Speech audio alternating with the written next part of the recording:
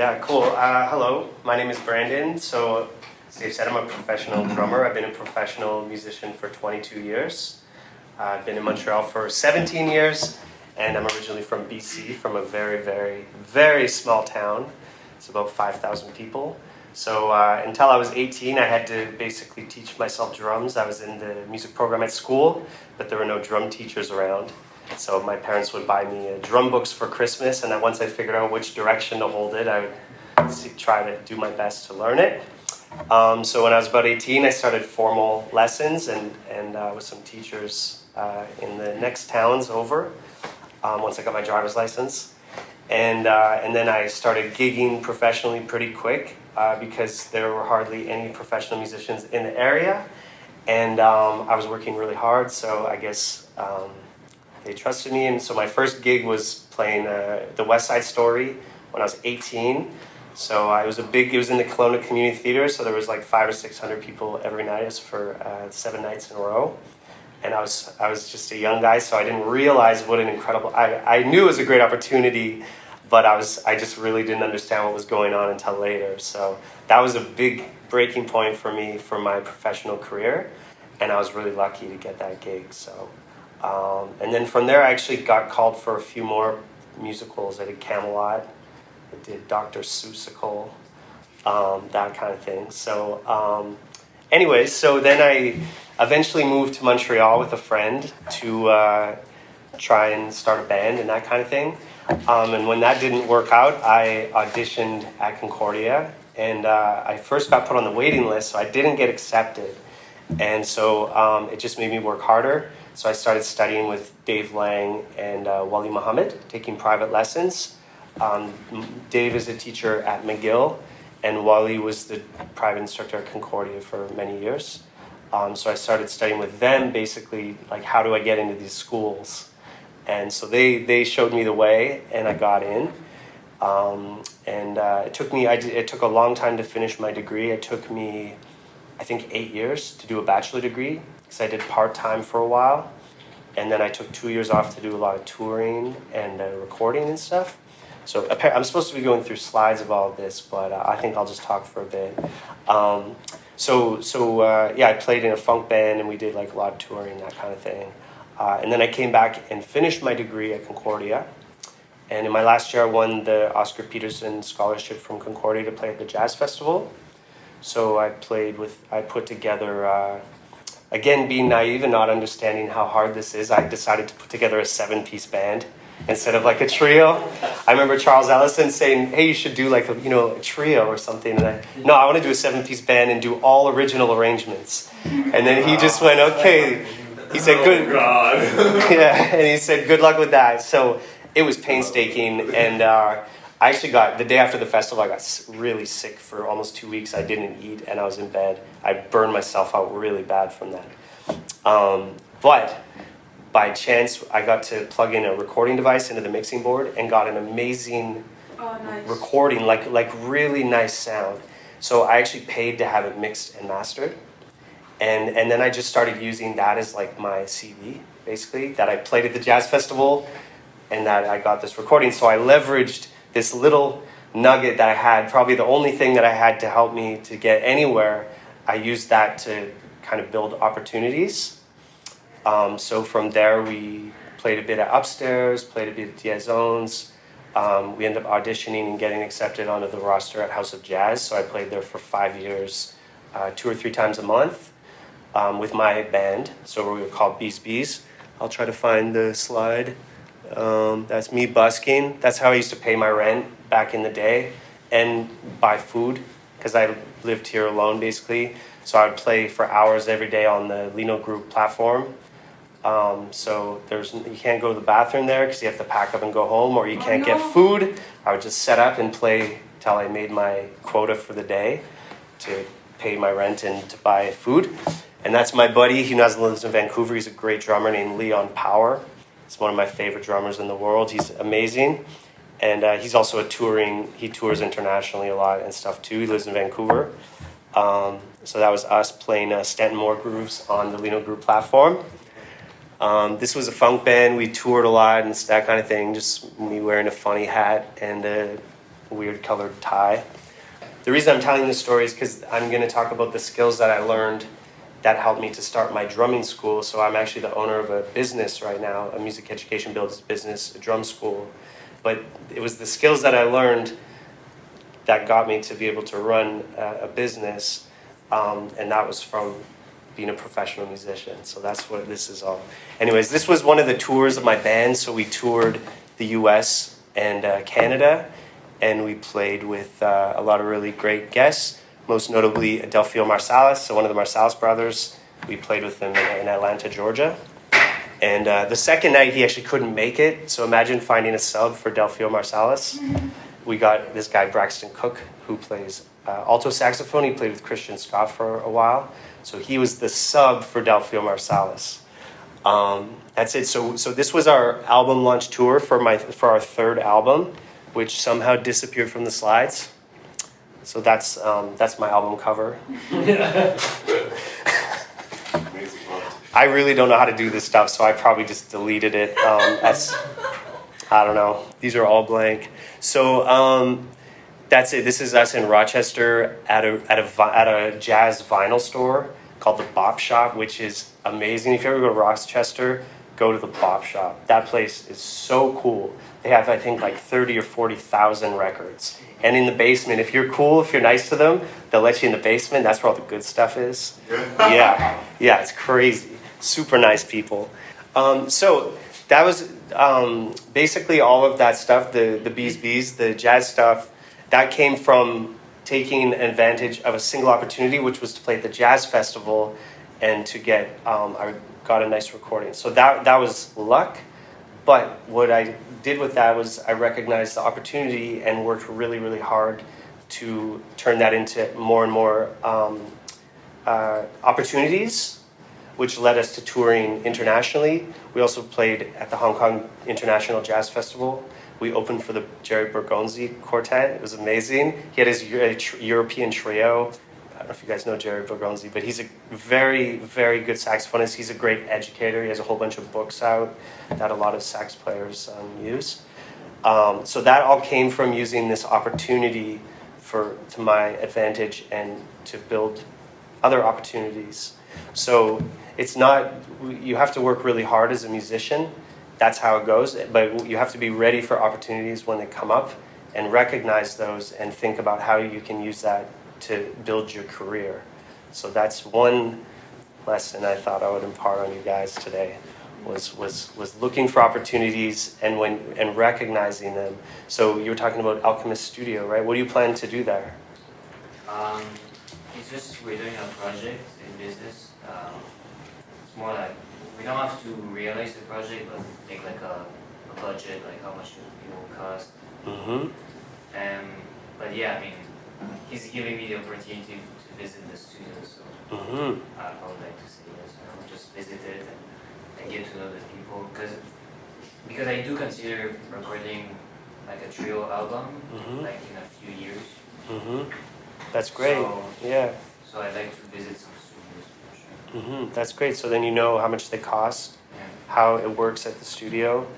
There's grants for those things too, and some of them aren't too difficult to get. So something to look into, the Factor Development Grants. They give $2,000 for, if you put in the time, you can record a demo, a really low budget demo. Maybe, I think I got my development grant from a demo that I recorded myself. I recorded a trio. I put up a couple mics in the room and mixed it myself and submitted the grant and got the grant. So that was to help us do one of our albums. So that kind of stuff, if you can look into, because recording can be expensive. It could be $1,000 a day. So it's like really hard to get that kind of money together, So looking into grants and that stuff to realize your goals can be, So Factor, that's one of the big ones, and they're probably they might be one of the easier ones to get, like the Factor Development Grant. Y'all should check that out. Yeah. I was wondering. Yep. I don't know if you can answer the question. Mm-hmm. Do these grants cover only the costs, or can you keep a bit after? Yeah, so it depends. Basically, from what I remember, it's with Factor, they will cover 75% of your project. So you have to show that your project costs I'm not good at math, $2,500, so that then you have to get the rest of that money together. So with the factor grant, no, you couldn't pay yourself. But what you could do is put out an album and sell it at shows and hope to make some money from that, because you don't have to pay back the grant. Unless you don't submit the paperwork properly, which happened to me one time, and I had to give back $500 at the end, which sucked because I'd already spent it. But I invoiced the musicians after the deadline, so the invoices that they sent had dates after the deadline, which I didn't think was a big deal. And even though they had clearly worked on my project, I had to give back the pay for each of the musicians who submitted their invoices after the deadline. It was $500. So if you do get it, just do it properly. It's not that complicated, but don't take it casually. Just follow the rules and you'll be fine. So yeah, does that answer your question? Yeah. Yeah? Cool. Cool. So that's it. So seizing opportunities, you really have to do that. It's really hard to make a living as a musician these days. There aren't a lot of gigs, and people don't buy music anymore. So you have to be resourceful and take as many opportunities as you can. So I'll talk about that a little bit later. But the next thing I wanted to talk about was actually the business that I have, which is a drumming school. So does anyone play drums here? Well, just this second instrument. Yeah, that's cool. Are you looking for teachers? Always. Yeah, we actually hired someone who just finished is that Cégep Saint Laurent's right there? I didn't actually know they were that close, but Philip Chamberlain. Phil Chamberlain. He teaches for me.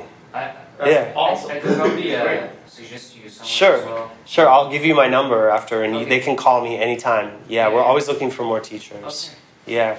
Anton Samulenko, who actually went here for a brief period. What is the school that you run? It's this is the logo. How is it called? Studio Drum MTL. Okay. So it's in Verdun, and then we just opened a third location at Metro Saint Michel. So we have 3 studios. Anton used to study here. Yeah. Anton studied with me for 11 years. He took private lessons every week from 8 years old. He actually took some classes when he was at Vanier, and then when he stopped, he studied with me again. So I know that he didn't finish, and I bug him about that all the time. That but he's playing a lot. He's killing it, and he's actually teaching right now. He teaches Monday nights at the studio. Oh, nice. Yeah. So where's your 3 location? So we have 2 in Verdun. We have one at Musicopratique, which is like right at Metro de l'Église. Yeah. Okay. Yeah, so it's hourly rental, but I took a monthly room, so it's just for the business. And so that we teach there 7 days a week. But at some point we got too busy, so I found another space in Verdun, which is on First Avenue and Wellington, like right on the corner. So we have 2 rooms there and a big room where we teach group classes.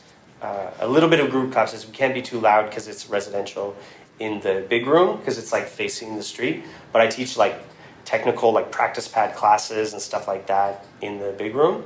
So I just started renting a studio in Saint Michel to try to get something going up there because I had a list of like almost 100 people from Laval, Rosemont, and Hunsick, all wanting to take classes, and I just kept their emails and their numbers. And then when I found the studio, I just called them all and tried to get them in for classes. So, yeah. So I've actually started this business on my own 8 years ago. I just built a website and gave it a name. It was that simple. So it wasn't actually a business. I just had this little closet at Musico, and I started calling it this, and did a little bit of looked into how to rank high on Google, which at the time you make a blog and make some YouTube videos and link them all together, and then share them on social media, and then Google liked that, and they put my studio to the top of the Google rankings.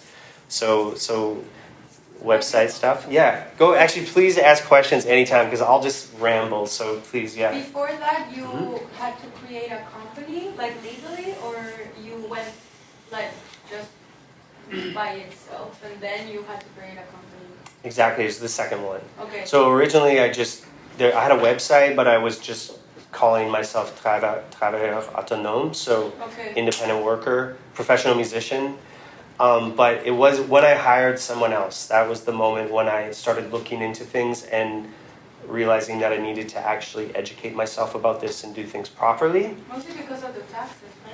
Yeah, there's tax stuff. There's just the whole financial thing is really it can be a lot, and I'm not great at that stuff. I'm always at the end of the year. I'm always looking through mountains of receipts and the 8 spreadsheets that I started making one, and then I forgot about it. Like I'm not the best at that stuff, so I hire an accountant for that. So it costs a little bit of money, but I realize that's one of my weaknesses. So rather than taking all my spare time to learn accounting, I just trust a professional.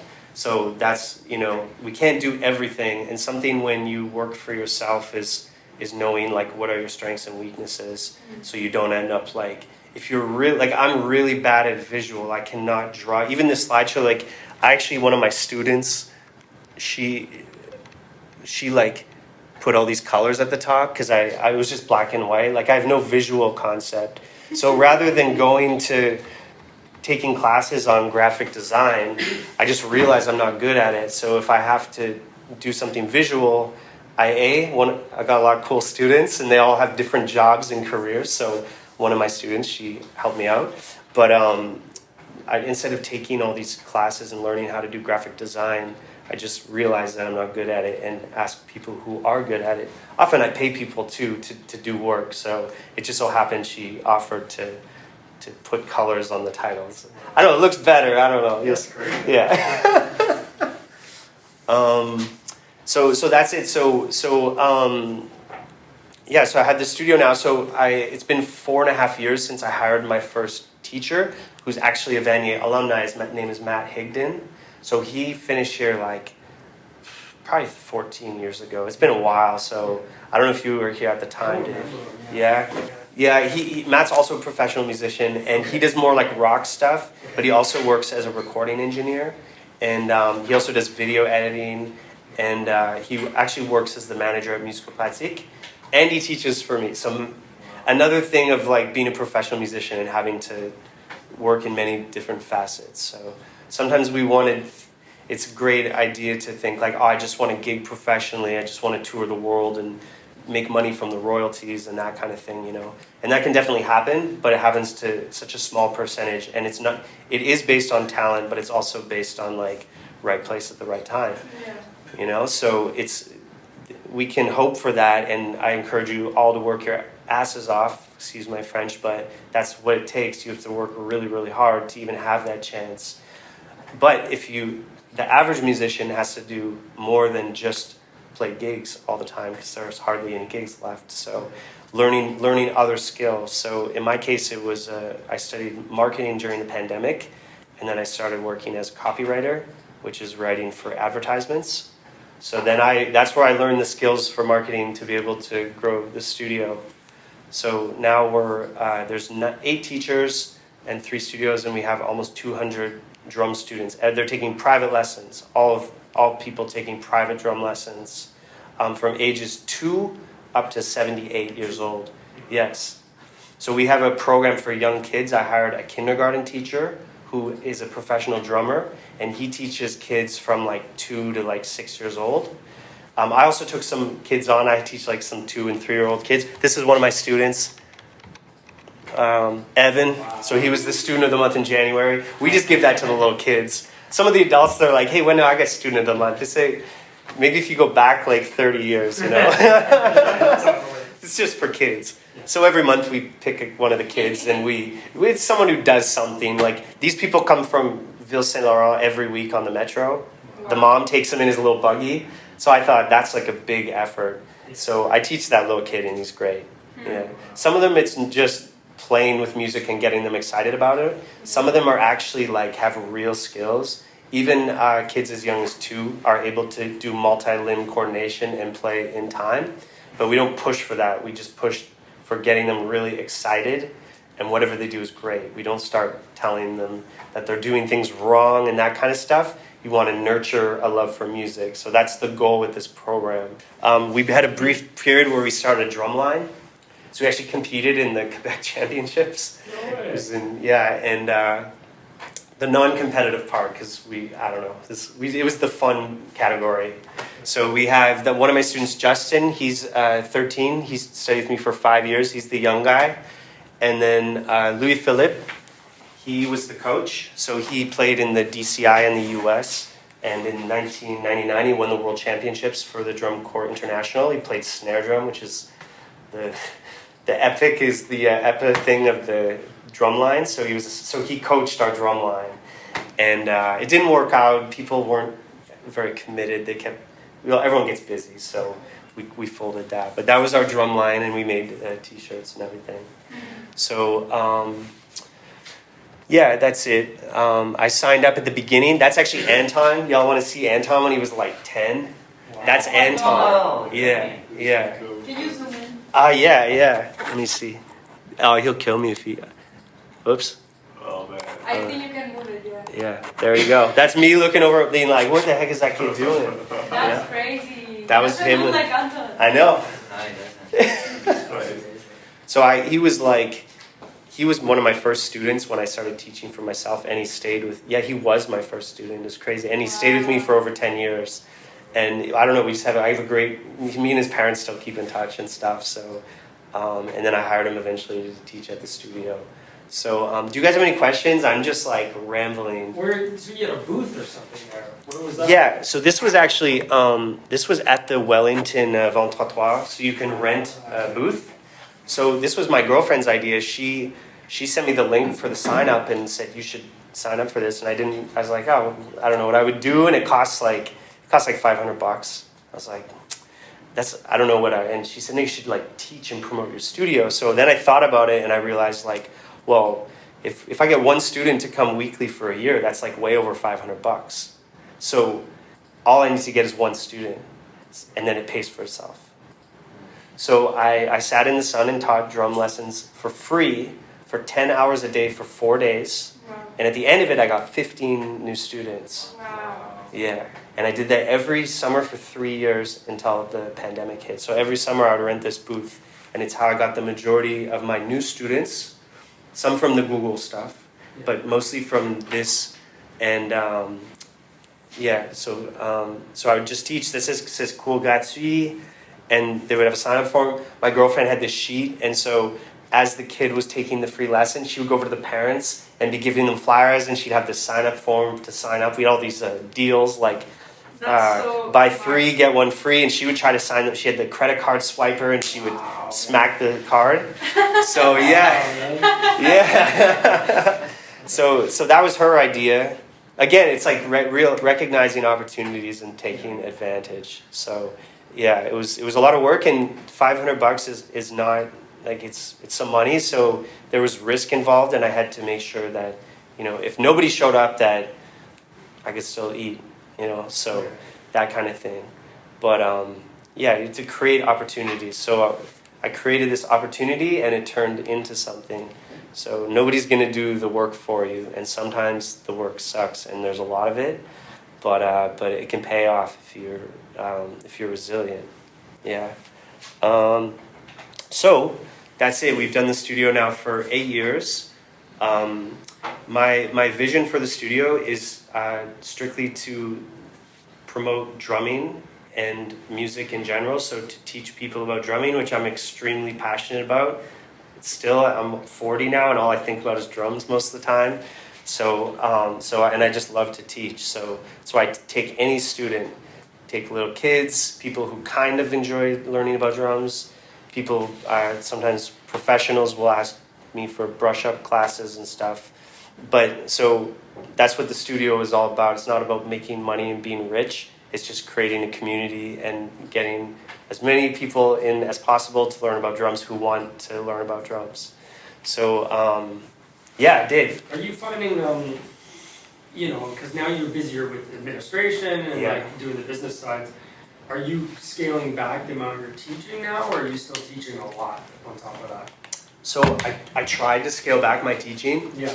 But 2 things happened. One was we weren't making enough money that I could stop teaching, because I don't want to stop teaching. Because then basically I've made myself an admin job, which was never my goal. My goal is just to play drums all day. So there's actually a book called The E-Myth, and it's when you pursue a passion and then you end up doing a job in that thing that you didn't ever want to do. And that happens to a lot of people. And the analogy in the book is like, this person's really good at making cakes. And everyone says, oh, you're great at making cakes. You should start a cake company. And so she rents the little bakery thing. She's making cakes and she's selling them. And then 2 years down the line, she's still working 16 hours a day. And she's maybe making, like just a salary to pay herself for living expenses. And then she realizes that's not what I wanted to do. And then she's trapped. She has all these investments and all this stuff. So the E-Myth is about that. It's if you are going to do something that you're passionate about, trying to do it in a strategic manner to not end up creating just an adjacent job for yourself. So to answer your question, that's it. Is I ended up like doing tons of admin all the time to the point where I had to teach. I had to start working at 9 o'clock in the morning.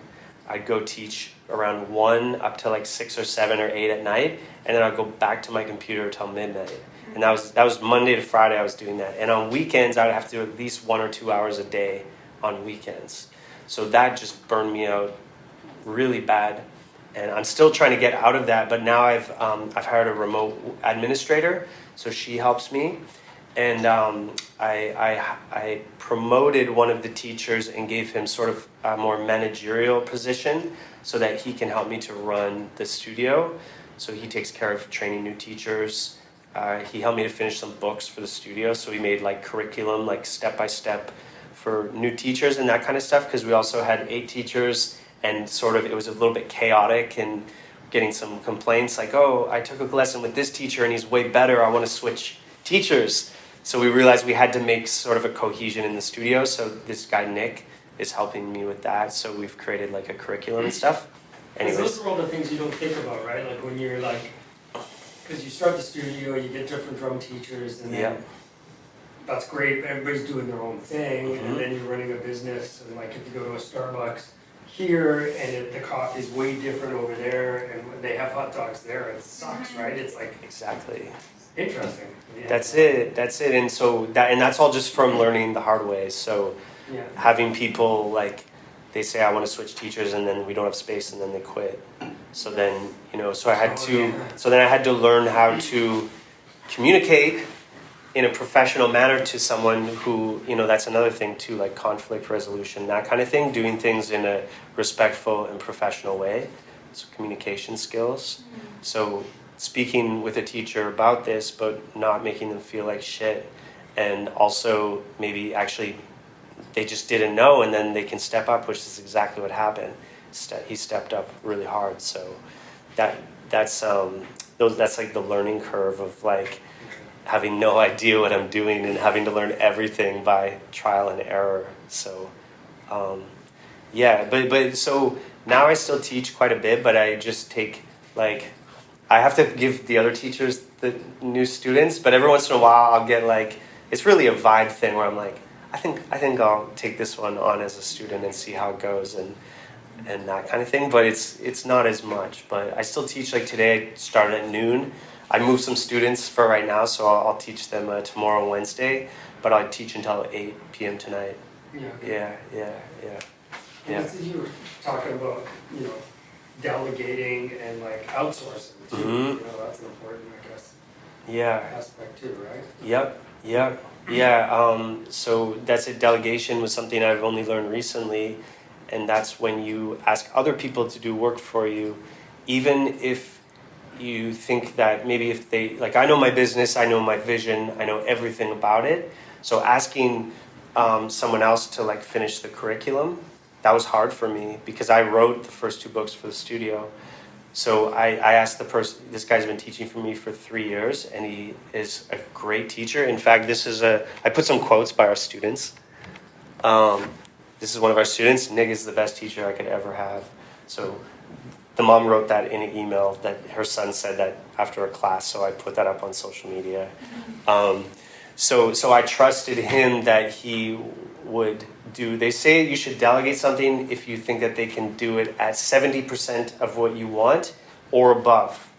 So if they can do 70% the job that you can do, then you should trust them and just let them do it. And that's really hard. That's really hard because if you have a vision for something, you think, no, it should be done at 100%. But the thing is that person isn't you. They don't know everything in your mind.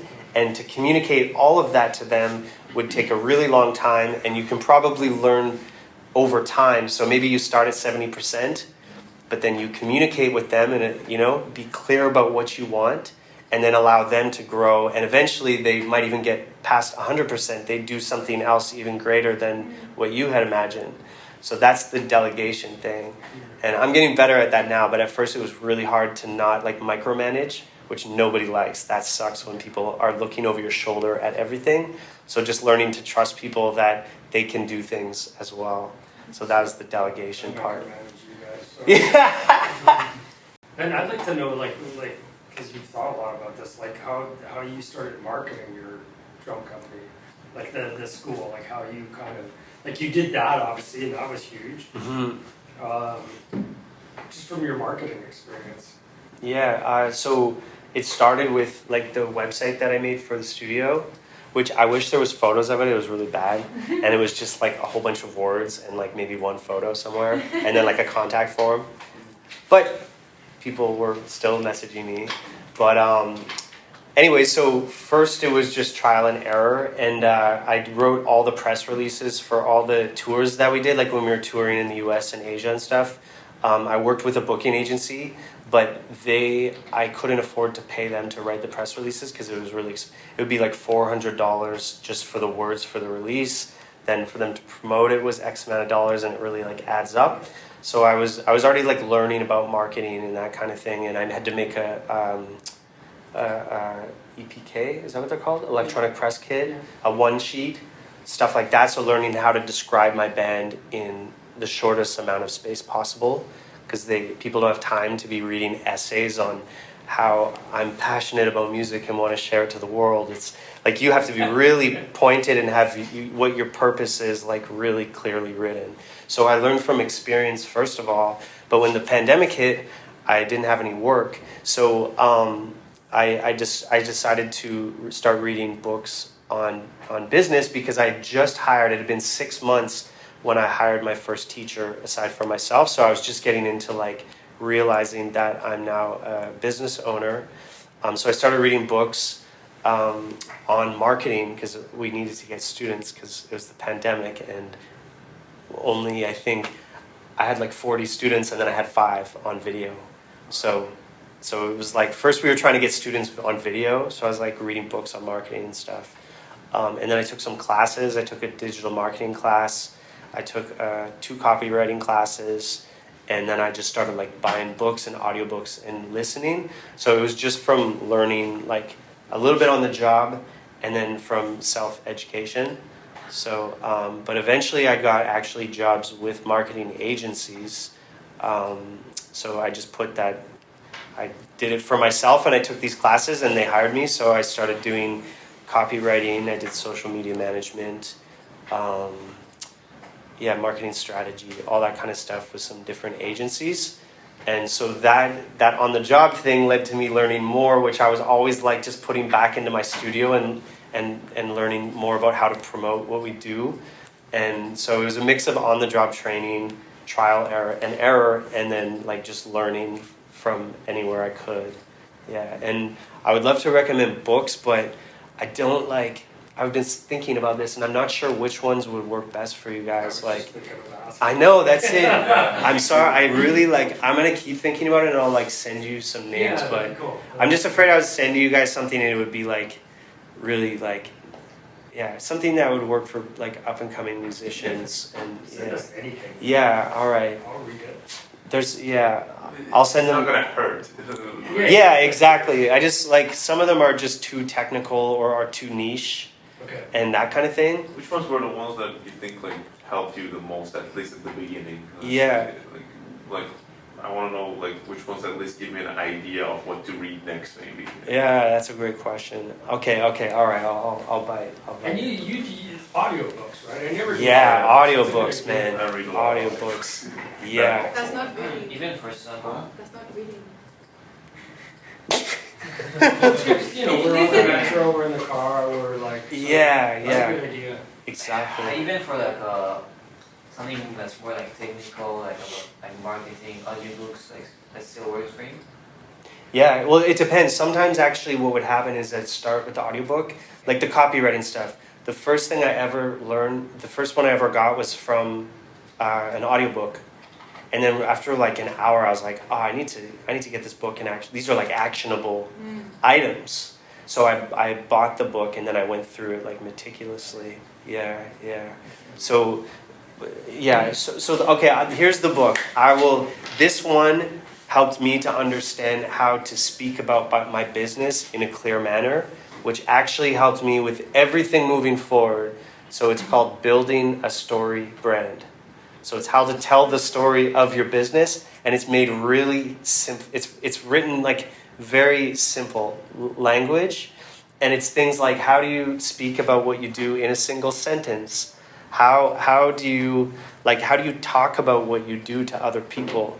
That's what it's about. So it's telling a story. What was the name? Building a story brand. Story what? Brand, like Brand. the brand, like branding. Brand. Okay. Yeah. How do you think you're doing with the challenge of social media, like TikTok and Instagram? Because you said you're not into like you're not really a graphic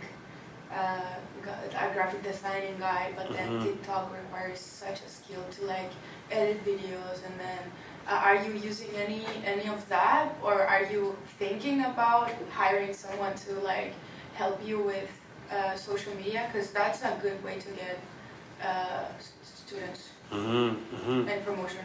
Yeah, that's a really good question. And yes, I do social media. So this was a social media post.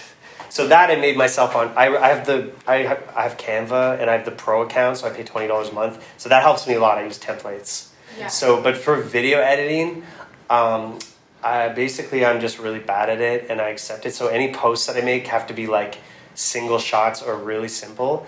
But then Matt, the guy who actually went to Vanier, he's really good at video editing. So sometimes I'll just be like, hey Matt, do you think you could just quickly edit this video? Or sometimes we'll work something out. We'll say, okay, I'll work X amount of hours as a video editor. Yeah. So he also does we started doing drum covers for our students where they like play along, and we do really nice videos. So now they have to go to his lesson time. So he's like the videographer. But, Yeah. Are you on TikTok though? Yeah, I have like 50 followers. Nice. Yeah. I just wanted to mention because it's an important. Like Yeah. Nowadays, TikTok is the most like marketing. Absolutely. Yeah. There's different demographics too. So that's something that like I don't have time to do because I only have so much time. But learning how to use each platform. So like I know for Facebook, that's like people like our age, then people your age maybe, like who are going to be on Facebook a lot. So then the posts I make on Facebook are slightly different than what I'll put on TikTok. It's really fun and entertaining. We make funny videos. Like there's a series where I'm promoting something like a group class, and then there's drumming in the background, and then I listen, I go, oh, that sounds like one of the little kids. That's the little kids drum set. It must be one of the kids drumming. Let's go check it out. Then I open the door. It's always a different teacher. And then they're just like destroying, like Phil did it, Anton did it. I don't know, like 4 or 5 teachers have done that. So we do fun stuff like that on TikTok. Yeah, So you basically hired someone to do that for you. The video work. Yeah. Okay. Yeah, and my remote assistant, she also does she just uses my Canva account as well. Okay. So she has certain skills too. So she does she does that kind of stuff. That looks nice, and so what else do we have? Oh, this was another quote. I was there when her student walked out and she just announced that really loud. So I said, hey, can I put that on social media? So we just do stuff that's like fun, but we also put educational content. So we put lesson videos where I'm explaining like technique and stuff too. But we try to balance that because we want it to be a community of people who are having fun. So sometimes as professionals we get we have to be serious about it, but we can also have fun too. And if people who aren't professional musicians, they, maybe someone who has a job and they're stressed and that kind of stuff, they don't need more stress. So we have fun with the students and that kind of thing. We had a party at the holidays for students, so they could just come. We got pizza and beer and stuff. It's the adult students, but we're gonna have a barbecue this summer too. Yeah. Have you thought about doing recitals? Yeah. So I did in the past when it was just me. and then the pandemic hit, and then so we were going to do one for this June, but now we have so many students and teachers that I couldn't figure it out in time. Yeah. But since then, I have figured it out. It's that I have to rent a room for like 14 hours, and each teacher can have like a certain amount of students, and we just do this huge day where like each teacher gets like an hour and a half spot, and so that's how it's gonna be a marathon. So we'll end up doing that at the holidays. You Yeah. can also do it in 2 days. Like I used to work at Wima, Cool. and they Yeah. had these huge recitals. Like it was, you would work through the whole semester for the recital at the end. Yeah. And kids get super hyped up, like Yeah. especially the ones that are into it, not the workers, not the. Usually it's not adults that do Yeah. it, it's kids. Yeah. But then the fact of like their parents coming and giving them flowers or a gift and then crying, you know, like there's a whole like emotional part connected to that.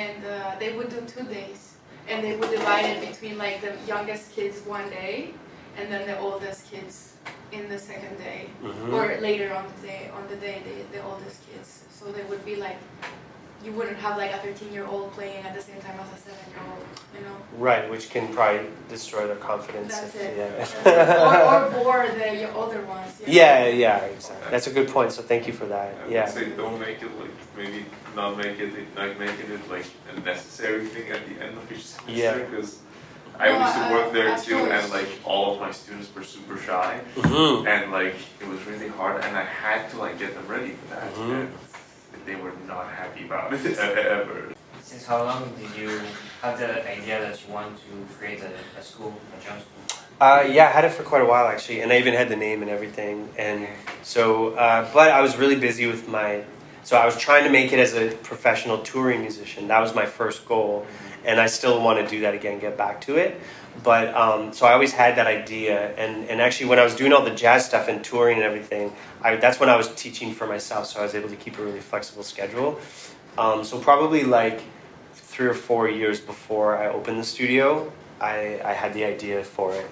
So yeah, I just wanted to do more than and I didn't want to put my name on it. I wanted it to be like its own thing, so that it could kind of do its own thing, even if I wasn't gonna be part of it, or whether I was or wasn't, that it would always kind of be a thing. So yeah, it was probably 3 or 4 years before I opened it that I had it. And what was it more by necessity, like to get income from other sources, or was it more because you always really wanted to create that school?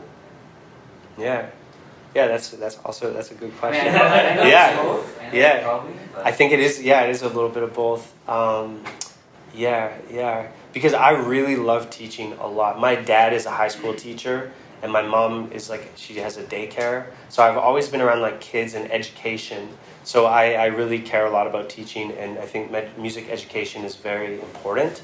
So some musicians don't, and that's cool. They just want to gig and everything. But it was always really important for me. So I think it made sense that I would like pursue something in music education like seriously. So yeah. Does that answer your question? Yeah. Okay. Cool. Yeah. Where do you want Brandon to go? He's got to go with 5. Oh, Thank you so thank much. you guys. Thank you very much. This was a lot of fun. Very insightful. Cool.